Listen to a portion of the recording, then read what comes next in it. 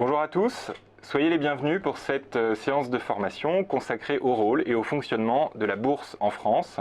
Je suis ravi de vous retrouver aujourd'hui pour ce premier épisode du cycle de formation Objectif Bourse. Et à mes côtés, aujourd'hui, pour animer cette émission, Geoffrey Damien, chef de produit sur les marchés actions d'Euronext. Bonjour Mathias. Bonjour Geoffrey. Et Brieux Louchard, chef de produit, lui, sur les marchés ETF d'Euronext. Bonjour Mathias. Je vous rappelle que cette présentation est la première d'un cycle de 12 présentations pédagogiques en ligne qui composent le programme Objectif Bourse, un programme qui a été préparé en coordination et avec le soutien de différents partenaires, au premier rang desquels Bourse Direct, le courtier en ligne, la bourse, donc Euronext, avec également un média financier, BFM Business. On retrouve également dans les formateurs d'Objectif Bourse l'école de la bourse, justement, un institut de formation, et également la Fédération française des investisseurs individuels et des clubs d'investissement, la F2IC. Le programme Objectif Bourse a enfin été préparé avec le soutien de l'autorité des marchés financiers, l'AMF. Alors, aujourd'hui, nous allons, pour cette première présentation, tenter de répondre à différentes questions en 30 minutes. Tout d'abord, commencer par essayer de comprendre ce qu'est la bourse, à quoi ça sert, son fonctionnement, son histoire. On retrouvera également dans cette présentation les différents produits que l'on peut retrouver sur les marchés cash d'Euronext, pour revenir enfin sur la manière dont les ordres sont exécutés en bourse, avec un point sur la politique que vous connaissez peut-être de meilleure exécution, donc qui nous sera présenté par Geoffrey en fin de webinaire. Alors, on commence tout de suite avec vous Geoffrey. Peut-être pouvez-vous nous dire un mot sur votre rôle chez Euronext de chef de produit donc sur les marchés actions? Tout à fait. Je suis responsable du développement produit sur les marchés actions et notamment des modèles de marché dédiés aux investisseurs particuliers. Très bien. Et vous, Brieux, un mot peut-être sur votre rôle de chef de produit sur les marchés ETF? Oui, donc moi j'ai un double rôle, à la fois sur du développement commercial auprès des sociétés qui émettent les ETF et à la fois du développement projet en interne, notamment sur les fonds. Tous les deux donc au cœur des marchés et de leur fonctionnement. Et on commence tout de suite justement avec ces fameux marchés, cette fameuse bourse dont on entend souvent parler. Il y a peut-être parmi nos auditeurs vraiment des débutants ou des personnes qui découvrent complètement cet univers. Alors on peut peut-être commencer tout de suite par une définition, ou en tout cas dire ce qu'est la bourse et à quoi ça sert. Absolument Mathias. La bourse est un marché où se vendent et s'achètent des instruments financiers. Les instruments financiers peuvent être des actions, des ETF, des warrants, des certificats. Je pense que cette quinzaine nous permettra de découvrir plus précisément tous les produits disponibles. La bourse est un lieu de rencontre entre l'offre et la demande. La bourse est un endroit très important pour l'économie, pour la finance d'un pays, puisqu'elle permet le financement aux émetteurs, que ce soit les entreprises qui ont besoin de capitaux pour se développer, mais aussi pour l'État qui a besoin de rembourser sa dette. La bourse permet aussi un placement aux investisseurs comme vous, les investisseurs particuliers. Donc effectivement un marché, un lieu de rencontre, c'est vraiment le cœur du rôle de la bourse, c'est de permettre de se faire se rencontrer les investisseurs et ceux qui ont des besoins de financement. Alors on ne pouvait pas commencer le programme Objectif Bourse sans faire évidemment un peu d'histoire et revenir avec vous Geoffrey sur l'histoire justement de la bourse en France qui commence finalement il y a assez longtemps. Oui, dès 1250 à Toulouse est née la première société par action de l'histoire. Quelques années plus tard, l'expression bourse apparaît à Bruges, où les commerçants du nord de l'Europe avaient l'habitude de se regrouper sur la place principale de Bruges, devant l'hôtel de la famille Van der Boorsche, et c'est ainsi qu'est apparue l'expression « aller à la bourse » et le terme est resté. En 1540, en France, a été créée la première bourse de commerce organisée, et il a fallu attendre 1613 pour qu'un bâtiment spécialisé soit créé, soit édifié sur le lieu des échanges. Donc, dès le XVIIe siècle, on retrouve effectivement un bâtiment dédié. À Paris, c'est au XVIIIe siècle. À Paris, c'est en 1724 que la bourse de Paris est créée. Et cette bourse s'installe enfin en 1826 au Palais Brognard, palais qui porte le nom de son concepteur. Et pendant 150 ans, la bourse de Paris y fonctionnera et le marché fonctionnera avec un système d'enchères à la criée qui sera organisé autour d'une corbeille, et c'est ainsi que les transactions seront effectuées. Ouais, d'ailleurs, on voit effectivement cette fameuse corbeille qu'on voyait tout à l'heure à l'écran sur le graphique. Absolument. Donc, on était sur un système de crier pendant très longtemps, Oui. mais ça, finalement, assez récemment, pour une histoire qui est quasiment millénaire de la bourse, ça a assez récemment évolué. Hein. Oui, en 1986 a lieu une grande évolution. C'est la mise en place du système informatique appelé CAC, donc CAC. C'est la cotation assistée en continu. C'est-à-dire que la cotation par ordinateur se généralise, le marché à la criée se transforme en marché continu. Ce marché et cette évolution informatique permet tous les jours de traiter des dizaines de millions d'euros de trades et de transactions. De manière évidemment beaucoup plus efficace, Absolument. j'imagine, qu'à la Absolument. criée. Et puis, donc là, on arrive maintenant aux années 2000 où la bourse de Paris devient Euronext. Le groupe Euronext est créé de la fusion des bourses d'Amsterdam, de Bruxelles et de Paris, qui crée cet ensemble qui est Euronext, et donc la bourse de Paris devient Euronext Paris.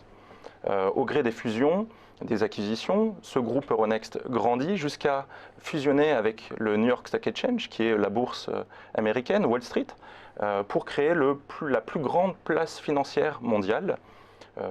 Dernièrement, au gré d'autres décisions, d'autres fusions et acquisitions, Euronext a la chance et a l'opportunité de redevenir un groupe indépendant européen.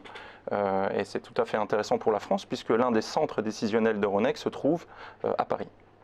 Très bien. Et donc justement, cette longue histoire finalement de la Bourse de Paris nous a amené à Euronext qu'on connaît aujourd'hui, donc un groupe indépendant. Oui. Concrètement, aujourd'hui, Euronext, c'est quoi? Euronext couvre les marchés de la Belgique, de la France, des Pays-Bas, du Portugal, du Royaume-Uni. D'accord. C'est le principal opérateur de la zone euro, avec plus de 1300 sociétés cotées en son sein. Et si vous connaissez un petit peu le CAC 40 qui représente les 40 valeurs les plus importantes françaises, eh bien, il y a exactement la même chose pour l'Europe, qui s'appelle l'Eurostock 50, et Euronext possède près de la moitié de cet indice. Donc c'est vraiment un opérateur très intéressant, boursier en Europe. On continue toujours sur Euronext et sur son rôle. Aujourd'hui, concrètement, comment ça s'organise? Je crois que vous nous avez préparé un diagramme pour présenter ça. Oui, tout à fait. Il faut bien comprendre que les agents de change qui, à l'époque, étaient organisés et traités autour de la corbeille, dans le système de la criée dont on parlait tout à l'heure, ne font plus, absolument plus de cette façon aujourd'hui. Ils sont tous derrière des ordinateurs et ces ordinateurs sont reliés à Euronext, au système de cotation, de manière continue. Pour les investisseurs particuliers, ces derniers ne peuvent pas passer un ordre et ne peuvent pas envoyer un ordre d'achat ou de vente directement chez Euronext. Ils ont besoin de faire appel à un courtier, à un broker, une société de bourse, ce qu'on appelle un intermédiaire de marché. Et ce sont ces intermédiaires de marché qui enverront les ordres à Euronext. Donc Euronext a plusieurs rôles. Euronext recueille, regroupe toutes les sociétés qui veulent se coter pour bénéficier de plus de capitaux pour continuer leur développement. Euronext gère l'ensemble de ses membres de marché. Ces membres de marché, ce sont les intermédiaires de marché dont on vient de parler. Euronext recueille tous ces ordres, les confronte dans un carnet d'ordres, donc les ordres à l'achat, les ordres à la vente, ce qui génère des transactions, ce qu'on appelle des trades. Et toutes ces informations de marché sont diffusées en temps réel, que ce soit la composition des carnets d'ordre, l'évolution des valeurs, l'évolution des indices, le CAC 40 par exemple. Et ce sont des informations que tous peuvent retrouver, les investisseurs particuliers peuvent retrouver facilement auprès de leurs intermédiaires financiers, puisque Euronext autant accueille les informations, les ordres, les trades, mais aussi renvoie toutes ces informations auprès des intermédiaires financiers. Oui, tout à fait. Vous diffusez donc les cours en temps réel aux intermédiaires de marché. C'est un élément très important. Merci beaucoup. Là, on y voit plus clair sur ce qu'est Euronext et son rôle et le fonctionnement de la bourse avec l'histoire maintenant que vous connaissez.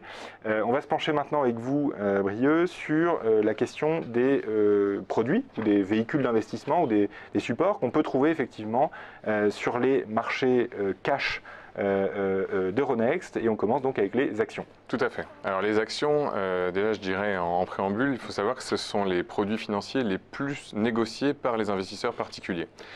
Donc une action concrètement, qu'est-ce que c'est? Une action, c'est un titre de propriété qui représente une partie finalement du capital de l'entreprise. On peut voir à l'écran, on vous a mis quelques exemples parce que ces titres étaient matérialisés par le passé, par des bons papiers, et vous verrez quelques noms qui vous rappelleront certainement quelque chose. Aujourd'hui, bien évidemment, c'est parfaitement dématérialisé. On est, comme le disait Geoffrey, sur des investissements purement électroniques. Mais voilà, historiquement, il faut savoir que ça ressemblait à ça concrètement quand on achetait une action. Les actionnaires sont donc très concrètement tous des copropriétaires de l'entreprise. Et si on se place maintenant du côté de l'entreprise, le fait de lever du capital en bourse, donc d'émettre des actions, pourquoi le font-elles? Pour faire face à leurs dépenses et assurer leur développement. Donc là, on voit bien la relation de confiance qu'il y a entre l'investisseur et l'équipe dirigeante de la société. Donc on pourrait se pencher maintenant sur la question de qu'est-ce qui fait finalement le prix de l'action. Est-ce qu'il y a un lien entre justement l'utilisation de ce capital par l'équipe dirigeante de la société?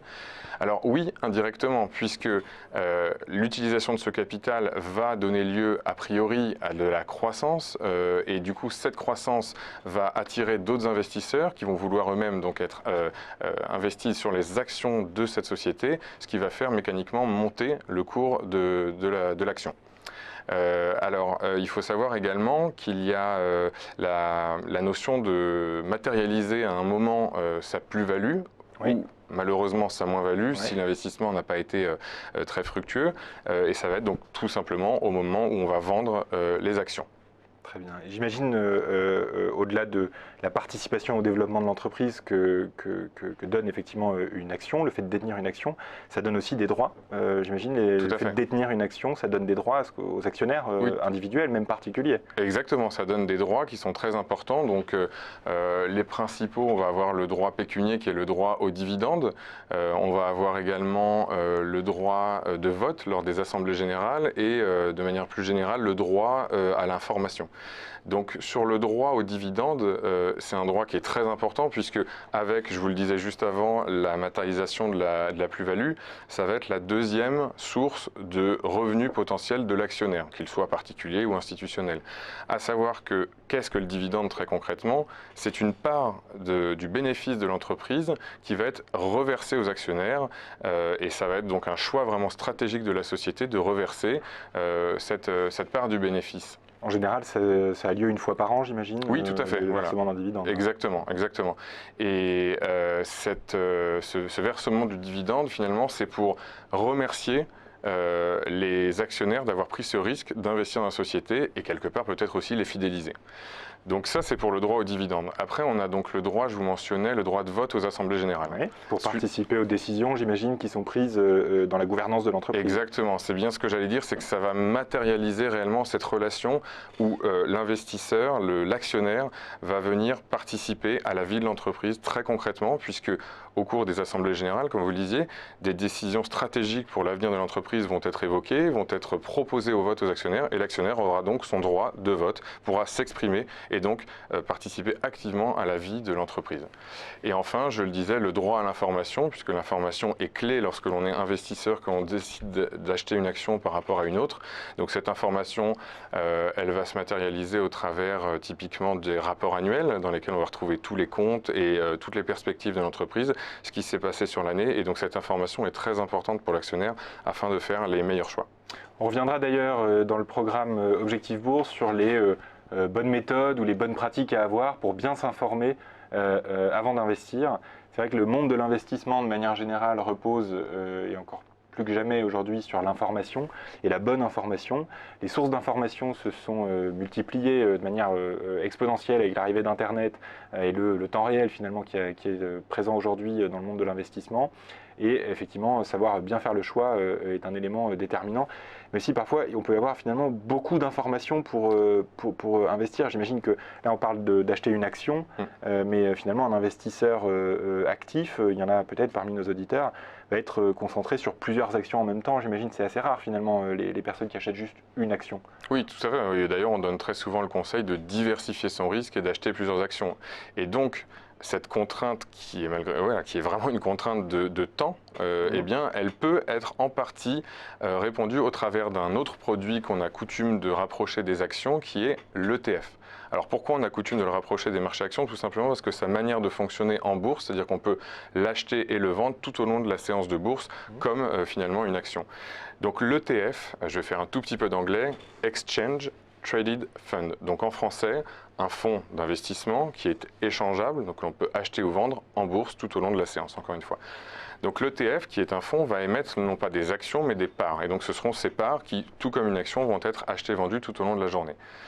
Et alors, pourquoi l'ETF répond à cette problématique lorsque l'on veut diversifier son risque et avoir quelque part la performance de plusieurs actions? Eh bien, tout simplement parce que ce produit a pour but de répliquer la performance à la hausse ou à la baisse d'un sous-jacent, donc d'un actif. Ça peut être un indice, le CAC 40, ça peut être une matière première, ça peut être un indice obligataire. C'est vraiment très large. On reviendra sur ce point un petit peu plus tard. On va se concentrer sur un exemple très concret. Un investisseur qui a une conviction forte sur la croissance française et de son économie et qui donc veut participer à cette croissance et se dit, tiens, il serait peut-être opportun d'aller acheter des actions du CAC 40.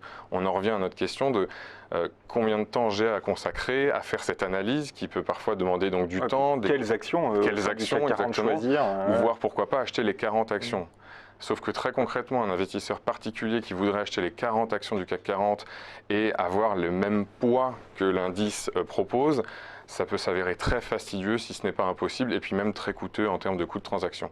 Tout à fait. Là, l'ETF CAC 40, donc il en existe plusieurs, on va l'appeler sous un nom générique ETF CAC 40, qui est coté sur Euronext Paris, et bien au travers d'une seule transaction, l'investisseur va se retrouver avec un produit qui va lui donner cette performance. Voilà. Et pour en revenir sur mon point de la notion de diversification, je reprends un exemple très concret. Ce même investisseur qui a fait une très belle performance sur son année 1, qui a vendu son ETF, donc qui a matérialisé sa plus-value, l'année 2, il se renseigne, il lit des journaux économiques et il se rend compte qu'il y a des superbes perspectives sur la Chine. La Chine redevient vraiment avec une croissance très très très forte sur une année qui va arriver. Il a cette conviction. Encore une fois, acheter quelle action chinoise, comment trouver la bonne information pour sélectionner la meilleure valeur chinoise et voir même est-ce que moi en tant qu'investisseur particulier j'ai accès à cette action chinoise, pas forcément. Eh bien sur Euronext Paris, encore une fois, on va pouvoir avoir accès à un ETF qui va répliquer la performance d'un indice chinois, encore une fois via une seule transaction. Donc on voit que cette notion de diversité des produits qui sont proposés au travers de l'ETF est très intéressante.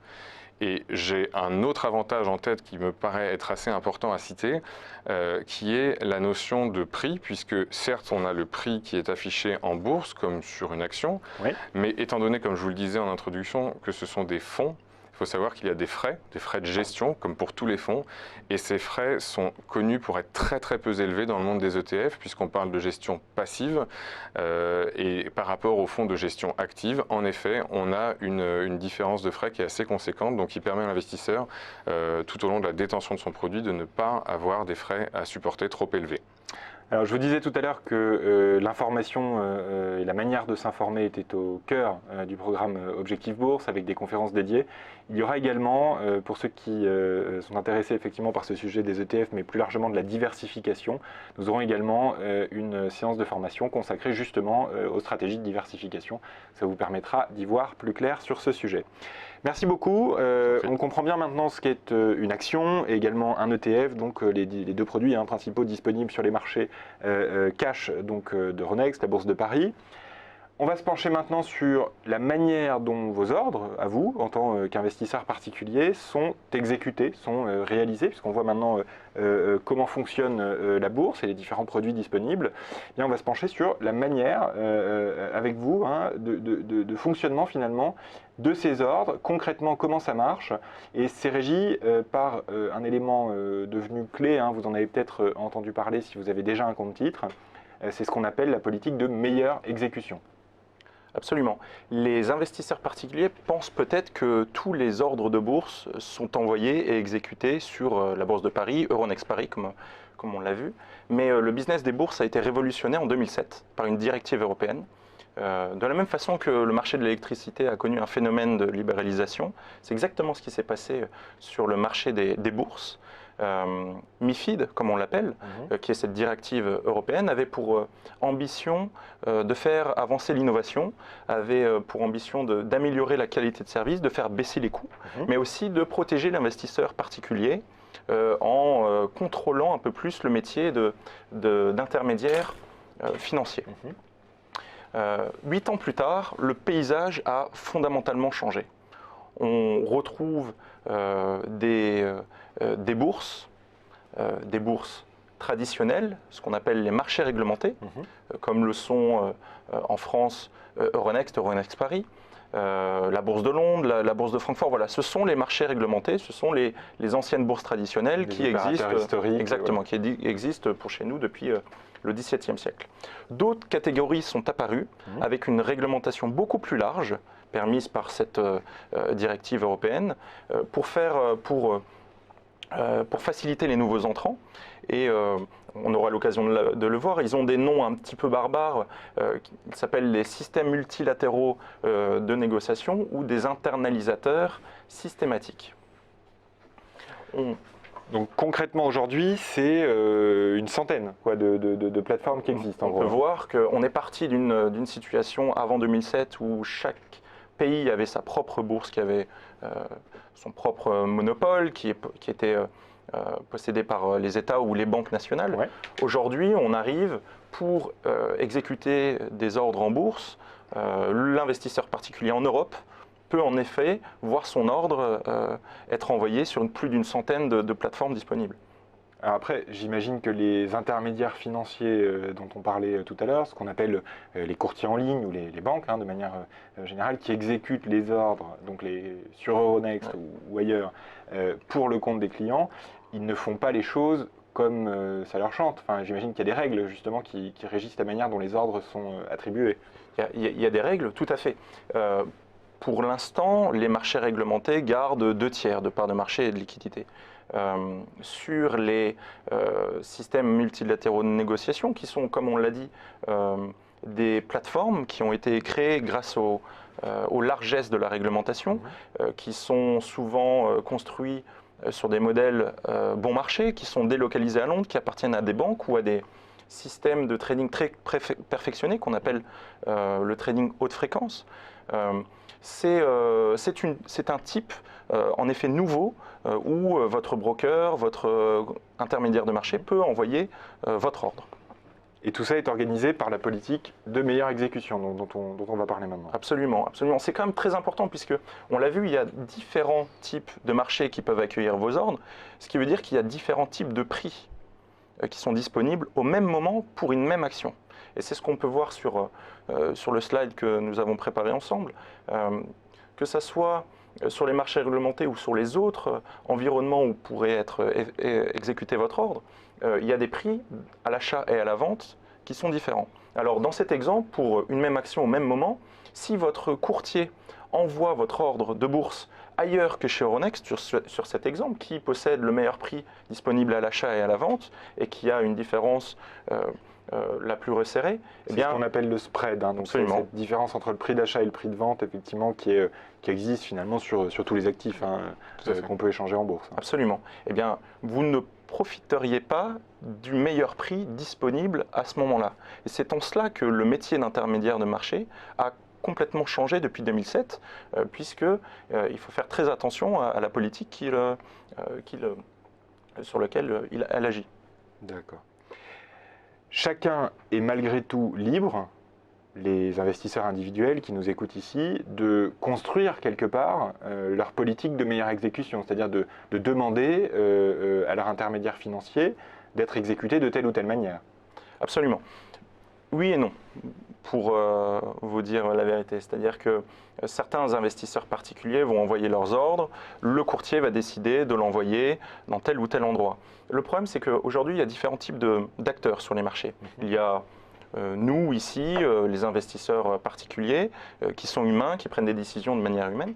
Et il y a aussi des acteurs beaucoup plus sophistiqués, qui comptent sur des ordinateurs, qui ont à disposition beaucoup plus d'informations, qui arrivent à comprendre cette information de manière beaucoup plus rapide, qui arrivent à prendre des décisions d'investissement, qui arrivent à envoyer leurs ordres de manière beaucoup plus rapide. C'est en cela que l'être humain, l'investisseur particulier, doit être protégé. Malheureusement, sur les marchés aujourd'hui, il y a des acteurs, des plateformes de niche qui sont apparues et qui ont vraiment profité des failles du système et de cette directive européenne, puisque les régulateurs n'attendaient absolument pas de telles innovations. Eh bien, aujourd'hui, certains brokers, certains courtiers envoient les ordres des investisseurs particuliers sur ces modèles niches. On peut citer par exemple Equiduct, qui va utiliser ces acteurs sophistiqués pour exécuter les ordres des investisseurs particuliers de manière bilatérale. Et c'est en cela qu'il faut faire très attention pour l'investisseur particulier de regarder quelle est la politique d'exécution. Est-ce qu'elle est vouée à être effectuée par des modèles multilatéraux? C'est un petit peu le modèle des bourses traditionnelles qui, pour que le marché soit efficient, il faut qu'il y ait un maximum d'acteurs présents, et donc il faut qu'il soit multilatéral. C'est absolument la grosse différence entre le fait d'être exécuté de manière bilatérale et de manière généralisée. Donc aujourd'hui, l'investisseur particulier a 3 droits. Il a déjà le droit à l'information. Il doit savoir quelle est la politique d'exécution qui est entreprise par son broker. C'est indiqué sur tous les sites internet. Pour certains courtiers qui sont assez transparents, ils offrent le choix de l'exécution. Et c'est en cela que l'investisseur particulier peut désormais, avec toute connaissance de cause, indiquer vers quelle plateforme, vers quelle bourse il voudrait que son ordre soit effectué.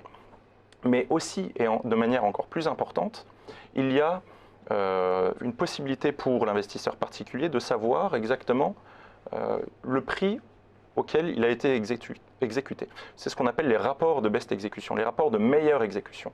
Et c'est tout simplement de comparer le prix d'exécution de l'ordre de l'investisseur particulier face au prix qui était disponible au même moment. Euronext, les marchés traditionnels ont l'habitude d'envoyer ces rapports, et les brokers, les courtiers, les intermédiaires financiers, si l'investisseur particulier le demande, est à même de lui fournir. Ça fait partie de cette directive MiFID. Donc concrètement, un investisseur particulier peut faire le choix d'avoir Euronext comme plateforme d'exécution. Absolument. Euronext, il peut le demander. Pourquoi il le ferait? Euronext gère les marchés, on l'a dit, depuis 300 ans, donc il y sera en sécurité. Ce sont des carnets d'ordre qui sont tout à fait transparents. Ce sont des marchés qui sont neutres, avec une grande impartialité. Et puis c'est très simple de toute façon pour n'importe quel intermédiaire de marché d'envoyer les ordres des investisseurs particuliers, puisque tous les courtiers, tous les intermédiaires financiers sont déjà connectés à la bourse traditionnelle.